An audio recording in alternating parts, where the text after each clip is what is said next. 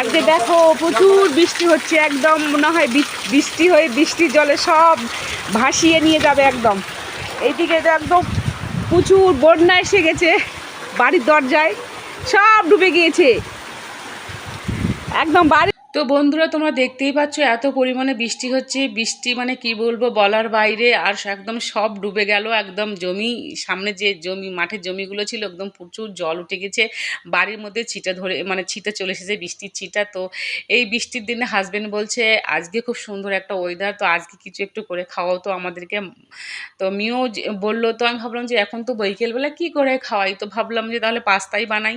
তো এইদিকে আমি পাস্তা মানে সেদ্ধ করে নিয়ে ফ্রাই করতে লাগলাম, আর এইদিকে মানে ডিমটা আর ওই পেঁয়াজটা একটু ফ্রাই করে রেখে দিয়েছিলাম। এইদিকে তো শশা কুচি আর গাজর কুচি করছি, আর এইদিকে পাস্তা ফ্রাই করছি।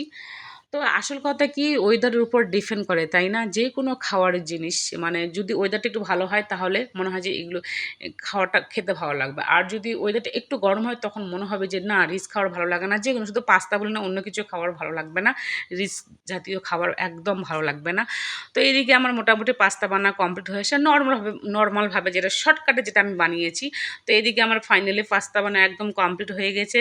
তো পাস্তাটা আমার কেমন হলো, আমার ভিডিওটা কেমন লাগলো অবশ্যই সবাই জানাবে। তো তোমাদেরও পাস্তার দাওয়াত থাকলো, তোমরাও চলে আসো পাস্তা খেতে।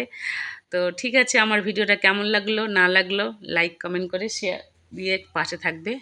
যদি ভালো লাগে একটা করে শেয়ার করে দিবে, অন্যদের দেখার সুযোগ করে দিবে। ততক্ষণ পর্যন্ত তোমরা ভালো থাকো, দেখা হবে আবার নেক্সট ভিডিওতে। বাই বাই, টাটা, খোদা হাফেজ।